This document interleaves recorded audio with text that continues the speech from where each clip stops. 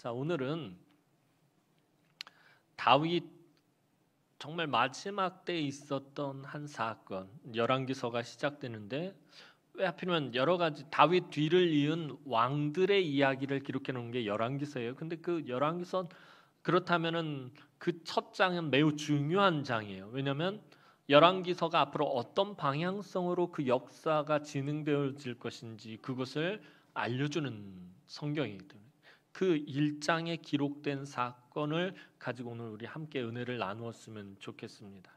원래 히브리 성경에는 사무엘서하고 열왕기서는 같은 성경이에요. 그걸 이제 나중에 학자들이 편의상 네 권으로 분리를 한 거예요. 사무엘상, 사무엘하, 열왕기상, 열왕기하 이렇게 네 권으로 분리를 했습니다. 사무엘서는 거의 다윗의 이야기라고 해도 과언이 아니고요. 열왕기서는 다윗의 뒤를 이은 왕들이 어떤 삶을 살았나, 어떻게 다스렸나를 기록하고 있습니다. 자, 그러면은 다윗의 시대가 끝나고 이제 열왕들의 시대가 시작되는 요 딱 이어지는 요 사이에 있는 이 사건이 오늘 열왕기상 1장의 사건인데 그렇다면 매우 중요한 사건이라고 조금 전에 말씀을 드렸어요. 근데 아까 읽은 것처럼 1장 1절을 보면은 다윗이 나이 많아 늙었다라는 것으로 시작하고 있다는 거예요. 다윗이 매우 노쇠해졌다라는 것을 가지고 오늘 이야기가 시작되어집니다. 열왕기서의 그 첫 출발점을 매우 나이가 많아 노쇠한 다윗의 이야기로 시작하는 이유가 도대체 무엇일까? 오늘 한번 살펴봤으면 좋겠습니다. 자, 다윗이 노쇠해서 이제 나이가 늙어서 힘도 없고 뭐 그런 상황 가운데 있어요. 자, 다윗이 30세의 왕이 돼서 40년을 다스렸으니까 70세까지 살았다라는 거예요. 근데 우리는 요즘 이제 뭐 100세 시대라고 그래서 70 그러면 한참 청춘이시잖아요. 우리 어른들 70세 그러면은 한참 때인데 이 당시에 그 성인 남자들의 그 평균 수명이 50이 채 되지 않았다라고 학자들은 그렇게 말합니다. 그런 가운데서 70세를 살았으면 굉장히 오래 산 것입니다. 오늘날로 치자면 100세 이상을 산 거나 마찬가지인 그런 상황입니다. 다윗의 지나온 삶은 다윗에 대해서 설교할 때마다 말씀을 드려서 여러분들 잘 아시는 것처럼 다윗이 참 그렇게 평안한 삶을 살지는 못했어요. 그가 통일 이스라엘의 왕이 되었어도 그는 평안한 삶을 살지 못했어요. 그가 성경에 등장하면서부터 죽을 때까지 참 우여곡절이 많았고 파란만장한 삶을 살았던 사람이 다윗입니다. 어리고 천한 목동에서 골리앗을 물리치고 이스라엘의 혜성과 같이 등장하며 정말 전 이스라엘의 스타같이 그렇게 등장을 했습니다. 또 왕의 사위가 되는 명예를 얻었고요. 성공의 길을 정말 가파르게 빨리 달려나아갔습니다. 많은 사람들이 왕의 사랑도 받고 많은 신하들과 백성들에게 인정을 받고 사랑을 받았어요. 그가 급속하게 성공했던 것만큼 그가 또 아주 급속도로 나락으로 바닥으로 떨어지는 것을 보게 됩니다. 왕의 질투를 피해서 아주 처절한 비참한 도망자의 삶을 아주 오래도록 살아야 했고요. 또 그가 이스라엘의 왕이 되었다고 해서 편안한 삶을 산 것이 아닙니다. 왕이 되자마자 주변 나라들과 계속해서 전쟁을 해야 했습니다. 그 전쟁에서 승리하고 또 그들로부터 조공을 받게 되었고요. 수많은 재물을 모아서 그 명성과 부유함이 대단했었습니다. 그의 정치적 또 사회적인 모습은 정말 대단한 모습입니다. 지금도 이스라엘 사람들이 최고로 선망하는 대상이 다윗입니다. 다윗의 시대가 다시 재현되기를 이스라엘 사람들을 바랄 정도로 다윗은 지금도 사모하는 사람입니다. 그런데 그가 정치적으로는 또 사회적으로는 굉장히 대단한 삶을 살았을지 모르지만 그의 사생활은 아주 수치와 비극의 연속이었습니다. 다윗은 정말 다윗을 위해 목숨도 아끼지 않는 충성된 부하 우리아의 아내 밧세바를 취하여 간음하고요. 그 밧세바를 차지하기 위해서 그 우리아를 전쟁터 한복판에 보내서 죽게 만듭니다. 또 이 일로 인해서 엄청난 수치와 고통을 당해야 했는데요. 사랑했던 장남 암논이 이복 누이를 욕보이는 것을 보아야 했고요. 또 이 때문에 복수를 위해서 압살롬이 암논을 죽이는 비극을 지켜봐야 했고요. 또 자신의 사랑하는 아들 압살롬이 반역을 일으켰을 때 자기의 신복 요압이 그토록 사랑했던 아들 압살롬을 죽이는 것을 용납해야 했습니다. 정말 비참하고 정말 힘들고 고통스러운 그런 파란만장한 삶을 살아왔습니다. 정치적으로는 너무나도 위대하고 훌륭한 왕이었지만 그의 개인적인 삶은, 특별히 그의 가정은 숨기고 싶은 일들밖에 없었다라는 것입니다. 사무엘서 전체를 살펴보면 사탄이 아주 강력하게 파괴하려고 하는 것이 있어요. 그래서 사무엘서뿐만 아니라 성경의 역사 전체도 그러고 오늘날도 마찬가지예요. 사탄이 정말 온 힘을 기울여서 파괴하려고 하는 것이 있다라는 것입니다. 그 한 가지, 그것이 무엇이냐 하면 바로 그 성경에 등장하는 믿음의 사람들, 그 등장 인물들의 가정을 파괴하려고 든다라는 거예요.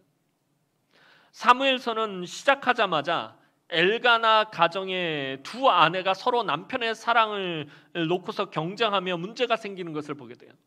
엘가나의 아내였던 한나와 분인나가 정말 치열하게 싸움을 통해서 그 가정이 파괴되고 그로 인해서 상처를 받는 그런 것들을 보게 됩니다. 한나가 막 원통해 가지고서는 실로에 있는 성막에 와서 하나님 앞에 부르짖어 기도하는 모습을 볼 때 그 가정이 파괴되는 것들을 보게 됩니다. 또 엘리 제사장도 가정을 바로 세우지 못해서 그의 아들들이 하나님 앞에 범죄하여 죽게 되었고요.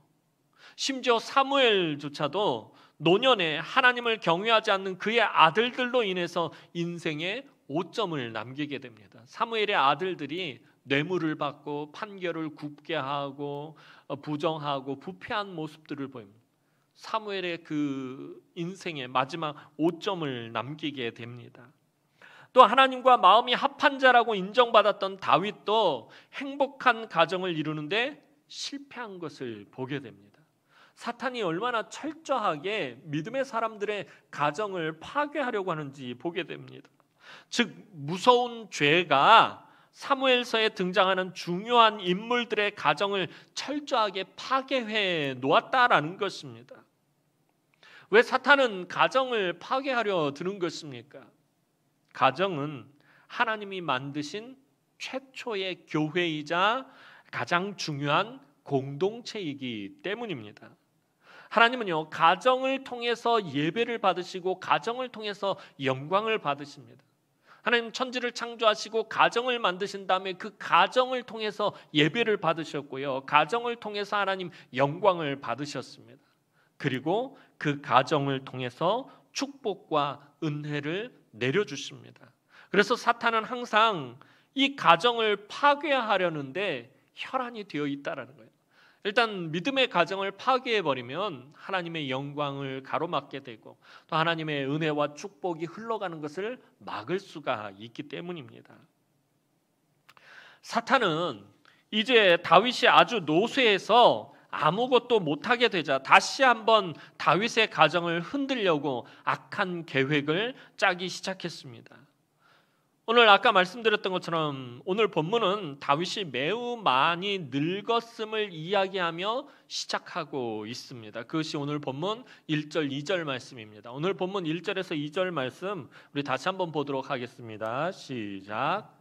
다윗 왕이 나이가 많아 늙으니 이불을 덮어도 따뜻하지 아니한지라 그의 시종들이 왕께 아뢰되 우리 주 왕을 위하여 젊은 처녀 하나를 구하여 그로 왕을 받들어 모시게 하고 왕의 품에 누워 우리 주 왕으로 따뜻하게 하리이다 하고. 자, 아까 말씀드렸던 것처럼 다윗은 30세의 왕이 되어서 40년을 다스리고 죽었으므로 지금 다윗의 나이는 거의 70이 다 되었을 것입니다. 그러니까 지금 다윗이 죽기 바로 직전의 상황 가운데 놓여 있습니다. 그런데 오늘 성경은 다윗의 상태에 대해서 뭐라고 말하면 그의 몸이 차갑다라고 말하고 있어요. 그러니까 그의 건강 상태가 아주 좋지 않다라는 것을 말해주고 있어요. 뭐 성경학자들과 의학자들은 다윗이 동맥경화에 걸렸을 거다라고 그렇게 추측을 하는데, 아무튼 뭐 동맥경화인지 뭔지 모르겠지만 다윗의 건강 상태가 좋지 않다는 거예요. 혼자서 거동도 하지 못하고 지금 기력이 완전히 쇠해서 그렇게 누워만 있고 온몸이 차갑게 식어가고 있는 그런 상태라는 것입니다. 어찌됐든 다윗이 너무 늙어서 전혀 거동도 하지 못하고 누군가가 옆에서 이 병 간호를 해야, 수발을 들어야 할 정도로 아주 심각하게 노쇠해져 있었다라는 거예요. 다윗의 신하들은 젊은 여인의 온기가 기력이 떨어져 몸이 차가운 다윗을 조금이나마 회복시킬 것을 기대하며 다윗을 돌보며 병시중을 들 아비삭이라는 여인을 수넴 땅에서 데려와 다윗과 함께 있도록 하였습니다. 그런데 여기서 이제 문제가 생기기 시작합니다. 다윗이 이처럼 나이가 들어서 거동조차 하지 못하고 누군가 병수발을 받아야 하는 이때에 아직 후계자가 결정되지 않았다라는 거예요. 후계자가 결정되지 않았다라는 말은 그의 가정에 또다시 피바람이 불어온 그런 폭풍과 같은 일이, 그런 사건이 발생할 것을 의미하는 것입니다. 이러한 때에 인간적으로 다윗의 왕위 계승 서열이 가장 높은 아들이었던 아도니아의 마음이 급해지기 시작했습니다. 사탄이 아도니아의 욕심과 욕망을 터치하고 만 것입니다. 사탄은요, 우리의 마음의 욕심과 욕망과 분노와 증오와 미움과 이기심과 혈기를 건드립니다. 그러니까 사탄이 우리를 물리적으로 건드리지는 못해요. 예를 들면 저와 여러분들이 가는데 예수 잘 믿는 사람이라고 해서 사탄이 길바닥에 바위를 들어서 그 사람을 치거나 이렇게 물리적으로 우리를 괴롭히거나 그러지 못한다는 거예요. 근데 우리가 시험에 들고 고난 가운데 빠지게 되고 어떤 어려운 문제를 만나게 되는 것은 어떤 원리냐면, 사탄이 우리 마음속에 있는 욕심과 또 정욕과 욕망과 또 미움, 분노, 증오, 혈기들을 터치를 해서 그것이 폭발하게 만든다는 거예요. 그래서 우리로 하여금 범죄하게 만들고요, 낙심하게 만들고요, 실족하게 만들고요, 좌절하게 만들고요, 우리로 하여금 그렇게 한다라는 거예요. 오늘도 사탄이 아도니아의 마음에 찾아와서 아도니아 마음속에 있는 왕이 되고 싶은 욕심, 권력을 쥐고 싶은 그 욕망을 건드린 것이에요. 아비삭이 다윗을 돌볼 만큼 다윗이 지금 힘도 없고 죽을 날이 아주 가까웠다라는 것을 알게 된 아도니아는 이제 모종의 음모를 꾸미게 됩니다. 사탄이 아주 악한 계략을 그의 마음에 심어둔 것입니다. 5절 말씀 보도록 하겠습니다. 오늘 본문 5절 말씀입니다. 오늘 본문 5절 말씀 읽겠습니다. 시작. 스스로 높여서 이르기를 내가 왕이 되리라 하고 자기를 위하여 병거와 기병과 호위병 50명을 준비하니. 자, 5절 말씀에서 이 아도니아가 스스로 높여서 이르기를 내가 왕이 되리라라는, 자, 스스로 높였다라는 말은 뭘 의미하는 거예요? 매우 지금 아도니아의 상태가 교만해졌다라는 거예요. 자기를 스스로 높이는 건 교만이잖아요. 그래서 내가 왕이 되리라 이렇게 떠벌리고 다니는 거예요. 왕이 되고 싶은 그 욕심과 욕망 때문에 그러한 지금 상황을 만들려고 하는 거예요. 그런데 그 다음에 한 일이 뭐냐면 자기를 위하여 병거와 기병과 호위병을 준비했다는 거예요. 이거는 아도니아가 누군가 했던 것을 그대로 카피해서 그대로 지금 따라하고 있는 거예요. 누구의 일을 따라하고 있냐면 자기의 형이었던, 바로 위의 형이었던 압살롬이 반역을 일으키기 전에 가장 먼저 했던 일을 지금 아도니아가 그대로 따라하고 있다라는 거예요. 아도니아도 압살롬과 지금 똑같은 일을 준비하고 있음을 말해주고 있는 거예요. 똑같이 지금 반역을 일으키고 스스로 왕이 되려고 지금 그것을 준비하고 있음을 알려주는 것입니다. 그리고 아도니아가 다윗에게 있어서 어떤 아들인지에 대한 정보가 6절에 나와 있습니다. 6절 말씀 한번 보도록 하겠습니다. 6절 말씀입니다. 시작. 그는 압살롬 다음에 태어난 자요 용모가 심히 준수한 자라. 그의 아버지가 내가 어찌하여 그리하였느냐고 하는 말로 한 번도 그를 섭섭하게 한 일이 없었더라. 자, 아도니아에 대한 정보를 열왕기서 기자가 주고 있어요.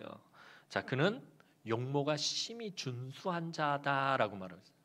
압살롬하고 비교했을 때 보면은 뭐 압살롬만큼은 아니더라도 용모가 심히 준수했다는 거예요. 성경에서 외모에 대해서 그 사람의 특징을 이야기할 때 외모에 대해서 이야기한 사람 몇 사람이 있어요. 요셉, 모세, 그다음에 압살롬, 다윗, 그다음에 사울 왕, 그다음에 오늘 이 아도니아.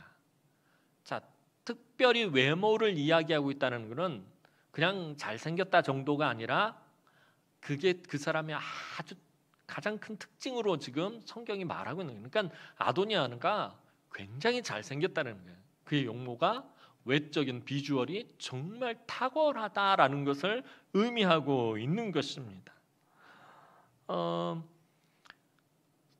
다윗의 아들들은 다 잘생겼어요.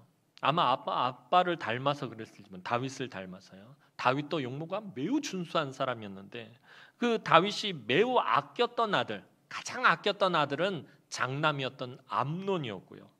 또 다윗이 가장 사랑했던 아들은 압살롬, 셋째 아들이었던 압살롬이었습니다. 그런데 암논도 잃고 가장 사랑했던 압살롬도 죽고 지금 다윗에게 남아있는 가장 준수한 아들은 아도니아였다라는 거예요. 그래서 다윗은 인간적으로 남은 아들 중에 가장 준수한 아도니아를 사랑하게 되었습니다. 그래서 말로도 그를 섭섭하게 한 적이 없을 정도였다라고 성경은 말하고 있어요. 다윗이 아도니아를 얼마나 사랑했는지를 나타내주고 있는 거예요. 아도니아에 대해서 다윗이 한 번도 책망을 하거나 그가 섭섭해할 말을 하지 않았다라는 거예요. 그만큼 아끼는 아들이 바로 이 아도니아였습니다. 그런데 하나님께서 사랑하신 자는 다윗의 아들들 중에 오직 솔로몬 하나뿐이었다라는 것입니다. 사무엘하 12장을 보면 하나님께서 솔로몬을 특별히 사랑하셔서 나단 선지자를 보내서 여호와께 사랑을 받는 자라는 뜻의 여디디야라는 아주 특별한 이름을 지어주십니다. 하나님께서 내게 사랑받는 자, 내가 사랑하는 자라고 솔로몬이란 이름 말고 여디디야라는 또 다른 이름을 하나님께서 지어주실 정도로 하나님께서 솔로몬을 사랑하셨다라는 거예요. 또 오늘 본문에서 나단과 밧세바의 이야기를 종합해 보면 하나님께서는 다윗의 뒤를 이을 왕으로 솔로몬을 다윗에게 이미 정해 주셨음을 알 수 있습니다.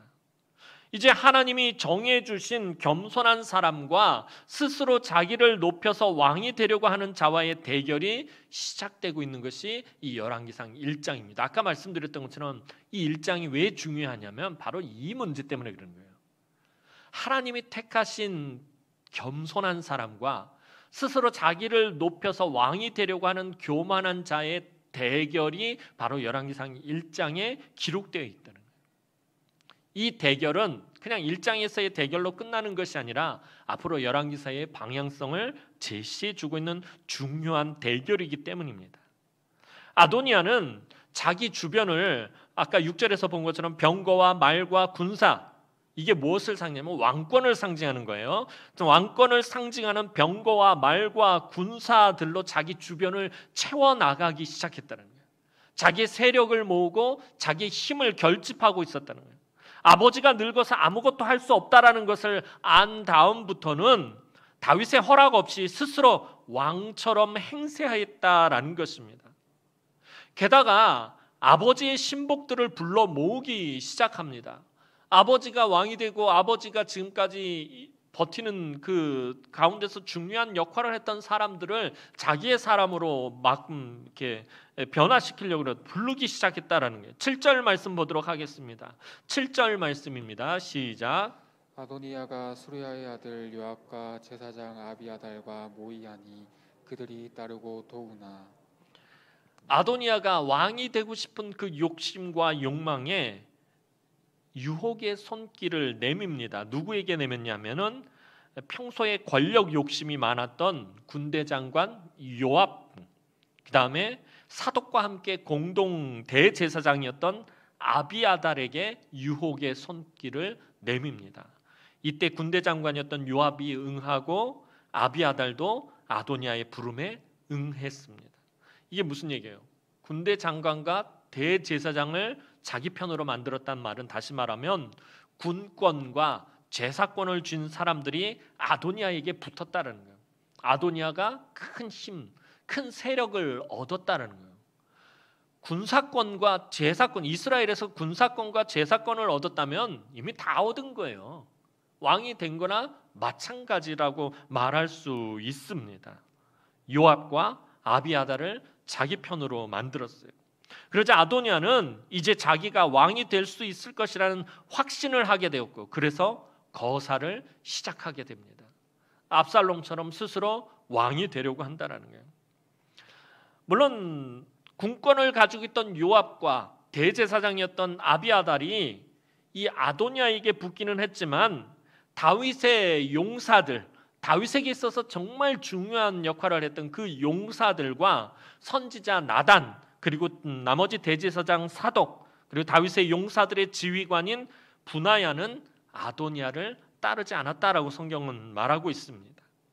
한편 아도니아는 드디어 거사를 일으키고 잔치를 베풉니다. 그러니까 스스로 왕위 즉위식 그런 잔치를 베풀었다는 거예요. 9절 말씀 보도록 하겠습니다. 9절 말씀입니다. 시작. 아도니아가 에르누로겔 근방 소헬렙 바위 곁에서 양과 소와 살찐 송아지를 잡고 왕자 곧 자기의 모든 동생과 왕의 신하된 유다 모든 사람을 다 청하였으나. 자, 아도니아는 스스로 자기를 높여서 왕이 되리라 말하더니 이제 스스로 왕이 되어 즉위식을 거행하고 잔치를 열었습니다. 그런데 오늘 열왕기 기자가 그 모습을 기록하면서 한 가지 뭔가를 암시하고 있습니다. 그가 잔치를 베푼 곳이 소헬렛 바위라는 곳인데 이 소헬렛 바위의 뜻이 뭐냐면 미끄러지는 바위라는 뜻이에요. 그러니까 하나님의 사인이었는지 이 소헬렛 바위는 이 아도니아의 모든 욕심이 미끄러지듯이 땅에 떨어지게 될 것을 암시하는 장소였습니다. 사실 인간적으로 보면요, 아도니아가 왕이 되는 것이 맞습니다. 세상적인 법으로 보면 아도니아가 왕이 되는 것이 맞아요. 왜냐하면 암논과 압살롬이 죽고 없는 지금의 다윗의 장남이 누구냐면 아도니아가 다윗의 장남이에요. 그러니까 왕위 계승권 서열 1위가 아도니아라는 것입니다. 게다가 조금 전에 아까 6절에서 아도니아에 대한 정보를 봤듯이 다윗을 닮아서 매우 그 용모가 준수했다는 거예요. 비주얼도 좋아요. 그리고 이런 계략을 세우는 것을 보니까 아도니아가 아주 머리가 비상하고 똑똑한 사람이에요. 자기에게 힘이 될 사람이 누군지를 알아가지고 그 사람들을 포섭해서 자기 편으로 만들 그런 능력도 있어요. 카리스마도 있고요. 머리도 뛰어나고요. 잘생겼고요. 그 다음에 법적으로 왕위 계승권 서열 1위에 있고요. 모든 것을 따져봤을 때 아도니아가 왕이 되는 것이 맞습니다. 게다가 조금 전에 말씀드렸던 것처럼 군권을 가지고 있는 군대 장관과 제사권을 가지고 있는 대제사장이 이 아도니아를 지지하고 있습니다. 반면에 솔로몬은 다윗의 아들들 중에서 가장 어린 막내입니다. 그러니까 다시 말하면 왕위 계승권 서열에서 가장 마지막에 있다는 거예요. 왕의 계승권 서열로 따지면 아도니아하고 솔로몬은 게임이 되지 않는 거예요. 게다가 솔로몬의 출생 배경이 좋지가 않아요. 솔로몬의 어머니는 다윗의 인생에 있어서 최악의 스캔들이었던 바로 그 우리아 사건의 중심에 있었던 여인 밧세바였기 때문입니다. 다윗의 인생에 있어서 가장 큰 오점, 역사 속에서도 다윗을 평가할 때 그가 우리아의 아내 밧세바를 취한 일 외에는 하나님 앞에서 정직했다라고 하는 거예요. 그러니까 항상 다윗의 가장 큰 죄악, 가장 큰 오점, 가장 큰 실수, 가장 큰 실패였던 것이 바로 그 밧세바 사건이었다라는 것입니다. 그 밧세바와 다윗 사이에서 태어난 아들이 솔로몬이었다는 거예요. 출생 배경도 아도니아하고 비교해 보면 비교할 수가 없는 거예요.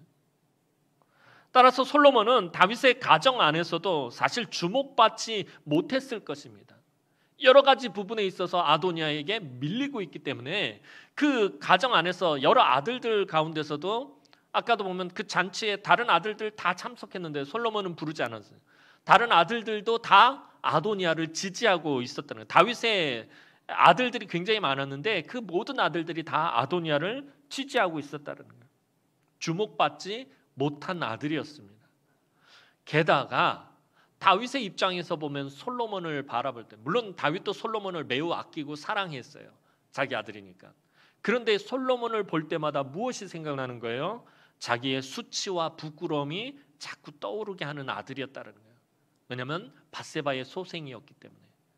물론 자기가 간음에서 태어났던 그 사이에 태어났던 아들은 먼저 죽었죠. 그러니까 솔로몬 바로 위에 친형은 죽었어요. 그리고 태어난 아들이 솔로몬입니다. 아마도 자기의 수치와 부끄러움에 대한 트라우마 때문에 이 다윗조차도 이 솔로몬을 사랑은 했지만 가까이 하지 않았을 수도 있습니다. 그리고 아까 6절에서 살펴본 것처럼 다윗은 아도니아를 마음에 두고 있었다는 거예요. 용모도 준수하고 그리고 그에게 섭섭한 말을 한 번도 한 적이 없어요. 그만큼 아도니아를 다윗은 아끼고 사랑했다라는 것입니다. 어찌 보면은 아마 다윗은 물론 하나님이 솔로몬을 정해놓고 있었지만 다윗의 마음은 아도니아에게 향하고 있었을지 몰라요. 아도니아가 다음번 왕이 되기를 바라고 있었을지도 모릅니다. 솔로몬의 편에 서 있었던 사람은 나단 한 사람, 솔로몬의 어머니 밧세바 이렇게밖에 없어요. 우리는 결과론적으로 보기 때문에 솔로몬이 왕이 되고 이런 것들을 이 결과를 다 알고 이 사건들을 보기 때문에 뭐 그닥 이 사건이 그렇게 심각한 사건으로 받아들이지 않지만 사실은 솔로몬이 왕이 된 것은 기적에 가까운 일이었다는 거예요. 조금 전에 말씀드렸던 것처럼 모든 면에 있어서 아도니아와 비교했을 때 열세에 있었다는 거예요. 비교 대상이 되지 않는 거예요. 뭐 하나 이 아도니아를 넘어서는 것이 하나도 없었다라는 거예요. 다 부족한 것밖에 없어요. 솔로몬의 편에 서 있었던 사람은 나단 선지자 한 사람밖에 없었습니다. 그런데 다윗에게 있어서 정말 중요한 그 권력의 핵심이라고 할 수 있는 다윗의 용사들조차도 중립을 지키고 있었어요.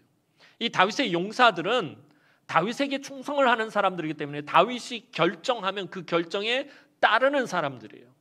그렇기 때문에 이 다윗의 용사들은 아도니아 편에도 서지 않고 솔로몬 편에도 서지 않고 중립을 지키고 있었다는 거예요. 그러니까 솔로몬 편은 지금 나단 선지자 한 사람밖에 없는 상황이에요. 그러니까 솔로몬에게는 지금 굉장한 위기의 상황, 위급한 상황 가운데 있었다라는 것입니다.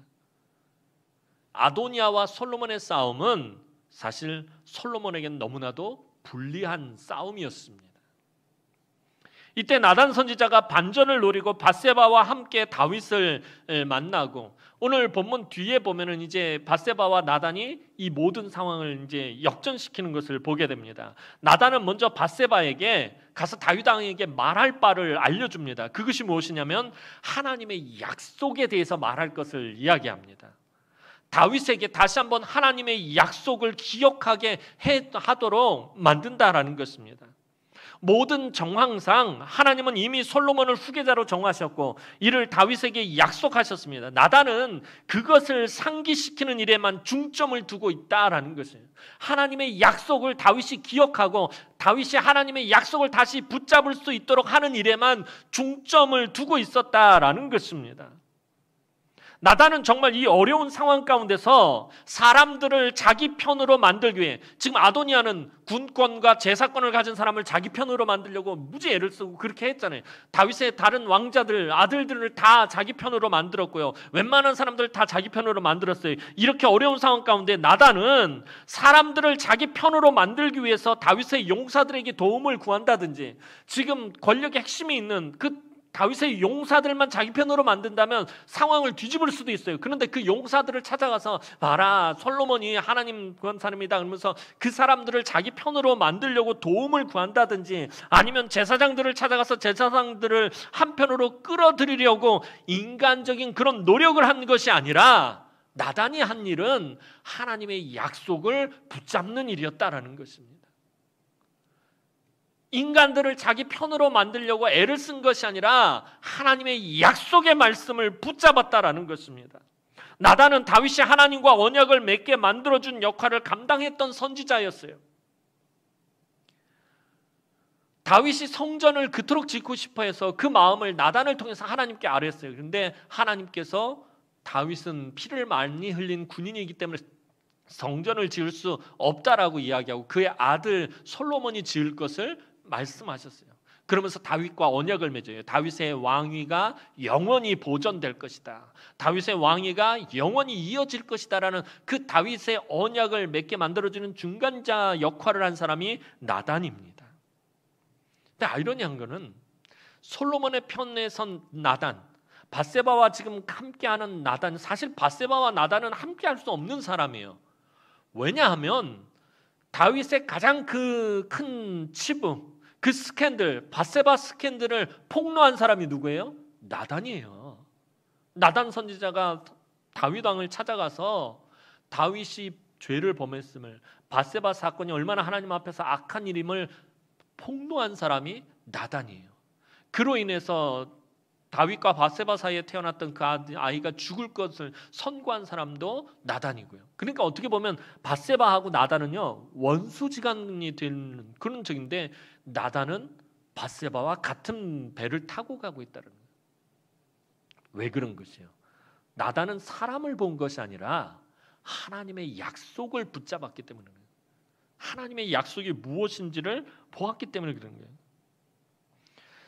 그는 하나님의 약속을 붙드는 일 외에는 다른 것 하지 않았어요. 그랬더니 오늘 본문 다음 뒤의 사건들을 보면 다윗이 바른 분별력이 회복이 되어져서 솔로몬이 진짜 하나님의 선택하신 후계자임을 선포하고 솔로몬을 왕으로 세웁니다. 사랑하는 성도 여러분, 열왕기서는 그 처음부터 사무엘서처럼 아주 치열한 싸움으로 시작합니다. 사탄은요, 온갖 술수와 모략으로 공격해 들어온다라는 거예요. 이 세상 너무나도 치열한 영적 전쟁터이고, 그 전쟁터 한복판에 어떤 힘도 없이, 지원군도 없이, 모략도 없이 살아가는 자들이 바로 우리 예수 믿는 사람들이다라는 거예요. 저와 여러분들이 이 험한 세상 가운데서 살아갈 때 솔로몬처럼 어떤 힘도 없고 능력도 없고 도와주는 지원군도 없고 어떤 문제를 해결할, 그것을 옆에서 도와줄 지략가도 없고 모략을 세워줄 사람도 없이 이 험한 세상 가운데서 살아가는 사람들이 바로 우리 예수 믿는 사람들이다라는 것입니다. 그런데 중요한 것은 우리에게 비록 힘도 없고 지식도 없고 지원군도 없고 모략도 없지만 우리에게는 아주 중요한 것이 이미 있다라는, 그것이 무엇이에요? 저와 여러분들에게는 이미 하나님의 약속이 있다라는 것입니다. 우리가 가진 재산도 없고 물질도 없고 건강도 없고 돕는 사람도 없고 정말 솔로몬처럼 정말 힘들고 어려운 형편과 처지와 상황 가운데 놓여 있다 할지라도 우리에게는 정말 중요한 것이 하나 있어요. 하나님의 약속의 말씀이 저와 여러분들에게 있다라는 것입니다. 우리가 비록 가진 것이 없고 배운 것도 없고 건강도 없고 출신 배경이 좋지 않고 스펙이 좋지 않아도 우리에게는 하나님의 영원한 약속의 말씀이 있습니다. 그런데 우리가 다른 것을 붙들고 하나님께 나아가면 하나님으로부터 승낙을 받을 것이 없어요. 우리가 세상적인 것을, 세상적인 욕심, 세상적인 욕망, 나의 이기심, 나의 그런 것들을 가지고, 인간적인 것들, 세상적인 것들을 가지고 하나님 앞에 나아가면 하나님으로부터 얻을 것이 아무것도 없다라는 것입니다. 오직 하나님의 약속의 말씀을 붙들고 나아가면 하나님은 꼼짝없이 들어주실 수밖에 없다라는 거예요. 그래서 제가 늘 여러분들에게 말씀드리는 게 뭐예요? 약속의 말씀을 붙잡고 기도해야 된다는 거예요. 약속의 말씀을 붙잡고 기도해야 된다는 건 단순히 성경 말씀 한 구절 가지고 하나님 이 말씀 보니까 물질도 주시고 복도 주시고 뭣도 주시고 뭣도 주신다고 하는데 이대로 주실 줄 믿습니다. 이렇게 기도하는, 그게 약속의 말씀을 붙잡고 기도한다는 의미는 그런 것이 아니라 내가 말씀을 깊이 묵상하며 그 말씀을 가지고 이 땅 가운데서 살아가며 그 말씀을 적용할 때 그 말씀의 능력을 내가 체험하고 그 말씀을 통해서 하나님의 뜻을 깨닫고 그 말씀을 통해서 하나님을 만나고 그리고 그 말씀을 체험한 후에 그 말씀을 가지고 하나님 앞에 엎드리는 것이 약속의 말씀을 붙잡고 기도한다라는 거예요. 그냥 단순히 성경 문자적으로 글귀 몇 개를 가지고 하나님 앞에 이 글귀를 가지고 이야기하면서 기도하는 것이 약속의 말씀을 붙잡고 기도한다는 것이 아니라 내가 삶 가운데 철저하게 말씀을 체험하는 거예요. 철저하게 말씀의 은혜에 몰입하는 거예요. 철저하게 말씀의 능력을 내가 체험하고 그 말씀을 가지고 하나님 앞에 나아가고 그 말씀을 가지고 하나님 앞에 간구할 때 하나님은 꼼짝도 못하고 그 약속을 들어주실 수밖에 없다라는 것입니다. 내가 말씀을 체험하지 못하고 그 말씀을 들고 하나님 앞에 나아가면 얻을 것이 없어요. 그래서 말씀 묵상이 중요한 것이에요. 다윗은 주야로 말씀을 묵상하는데 그 말씀이 참 송이꿀보다 달다라고 말하고 있어요. 이게 무엇을 말하는 거예요? 말씀이 달다라는 건 내 삶 가운데서 그 말씀을 적용했더니 그 말씀이 내 삶에서 은혜와 능력과 역사로 나타나는 거예요. 그러니 그 말씀이 달 수밖에 없는 거예요. 그 말씀의 은혜를 삶 가운데서 체험하는데 그 말씀이 어찌 달지 않겠습니까? 내가 지금 쓰디쓴 인생의 고난의 역경 가운데 있는데 그 하나님의 말씀이 나에게 위로와 은혜와 능력이 되는데 그 말씀이 달지 않을 수가 없다는 거예요. 그리고 그 말씀을 붙잡고 하나님 앞에 나와 다윗이 간구할 때 우리 지난번에 계속 살펴봤잖아요. 다윗이 묻고 또 묻고 다시 묻고 하나님이 다윗에게 응답하지 않으실 수가 없는 거예요. 도와주시지 않을 수가 없는 거예요. 다윗을 회복시키지 않을 수가 없는 거예요. 다윗이 영화롭게 하나님께서 만들지 않을 수가 없는 거예요. 그게 약속의 말씀을 붙잡는 거예요. 그래서 열왕기상 1장에서 이제 앞으로 등장할 역대 열흘 왕들에게 있어서 가장 중요한 게 뭐예요? 약속의 말씀이 하나님 주권이라는 거예요. 하나님의 주권을 붙잡아야, 하나님의 주권적인 섭리하심을 붙들어야 성공할 수 있다는 거예요. 실패하지 않을 수 있다라는 것입니다. 오늘 아도니아에게 맞선 나단과 밧세바는 결국 이게 오늘 솔로몬과 아도니아의 이 대결 구도는 무엇을 보여주는 거예요? 자기의 힘과 능력과 사람을 의지해서 사는 사람과 하나님의 약속의 말씀을 붙들고 사는 사람의 차이가 무엇인지를 보여주는 것이 오늘 본문 말씀이다라는 거예요. 세상적인 것들을 붙들고 사람을 의지하고 그 사람의 능력과 그 사람의 도움을 받으려고 하는 사람과 하나님의 내 삶의 형편과 처지와 상황은 어찌 되었든지 간에 하나님의 약속의 말씀을 믿음으로 붙들고 사는 사람의 차이가 극명하게 나타난다라는 거예요.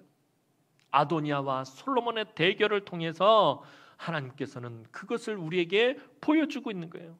지금 당장은 스펙이 좋고 세상적으로 가진 패가 많은 사람이 이기는 것 같이 보여요. 이 세상에 나가다 보면 우리 청년들도 마찬가지예요. 세상에 나가보면 자격증과 좋은 대학을 나오고 하여튼 인간적인 스펙이 좋은 사람이 이 좋은 대기업에 들어가고 그 사람이 성공하고 출세하고 이기는 것 같이 보이지만 가장 중요한 히든 카드는 여러분들이 쥐고 있다는 거예요. 우리 청년들이 쥐고 있다는 거예요. 우리 성도들이 히든 카드를 쥐고 있다는 것입니다. 그 히든 카드가 뭐예요? 그것은 바로 하나님의 주권적인 허락하심을 쥐고 있다는, 약속의 말씀을 쥐고 있다는 거예요. 우리 인생의 모든 상황을 뒤집어 엎어버릴 전화위복의 하나님, 그 패를 저와 여러분들이 쥐고 있다. 아유, 죄송합니다. 아유, 중요한 시점에. 아이고, 저와 여러분들이 정말 중요한 패를 쥐고 있어요. 근데 이 패를 한 번도 사용하지 못하고 살다 갈 때가 많다는 거예요. 하나님의 주권이라는 패를 저와 여러분들이 쥐고 있어요. 세상이 아무리 좋은 패를 내도요, 그냥 입에 한번 내밀면 끝난다라는 거예요.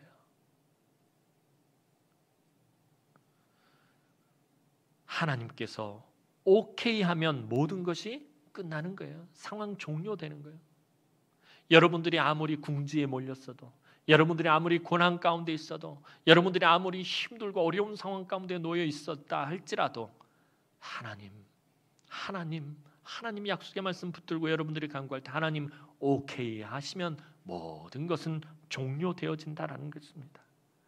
오늘도 사랑하는 주의 귀한 우리 남흥의 성도들이 이 험한 세상 속에서 살아갈 때 하나님의 약속의 말씀 붙들고 하나님께 매달려 겸손히 기도할 때 하나님께서 도우시고 하나님께서 허락하시고 하나님께서 승낙하실 수밖에 없는 그 은혜의 역사가 여러분들의 삶에 충만하기를 주님의 이름으로 축원합니다. 기도드리겠습니다. 사랑과 은혜가 많으신 아버지 하나님, 은혜와 사랑을 진심으로 감사를 드립니다. 하나님, 사랑하는 주의 귀한 성도들이 이 험한 세상 가운데서 살아갈 때에 하나님, 오늘 솔로몬처럼 모든 것이 열악하고 부족하고 참 불리한 상황 가운데서 살아갑니다.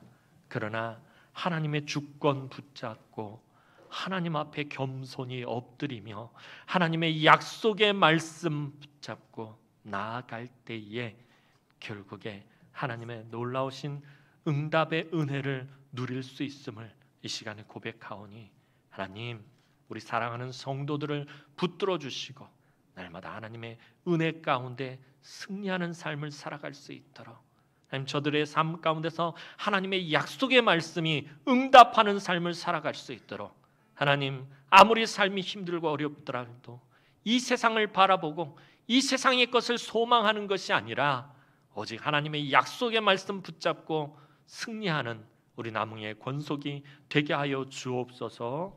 감사를 드렸고 예수님의 이름으로 기도하옵나이다. 아멘.